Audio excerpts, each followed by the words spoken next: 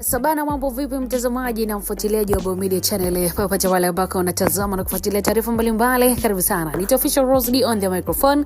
Tuangazie taarifa ambako siri imefichuka, kumbe waliomteka Polepole ndio ambao walimuua. Mjadala kuhusu kutokea kwa Polepole wa zuka. Mambo yamekaa vipi? Karibu sana mpaka tamati, tuangazie taarifa hii kwa ndani kabisa.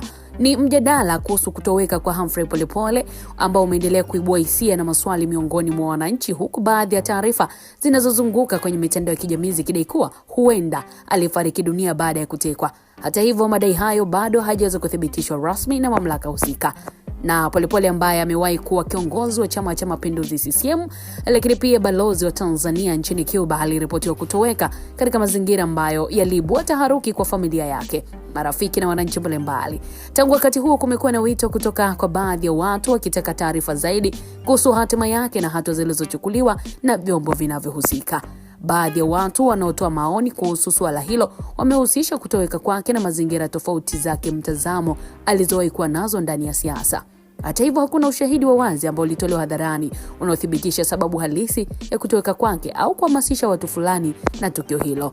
Kutoweka kwa mtu aliyefahamika katika jamii, hasa akiwa amewahi kushika nafasi za uongozi, huwa kunazua maswali kuhusu usalama wa raia na umuhimu wa uchunguzi wa kina ili kubaini ukweli wa jambo husika.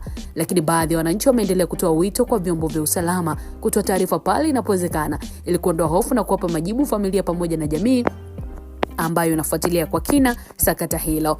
Wadau mbalimbali wameendelea pia kuwa matukio ya watu kupotea yanahitaji kushughulikiwa kwa umakini, uwazi na kwa kuzingatia sheria pia, ili kuhakikisha haki inapatikana na ukweli unaweza kufahamika.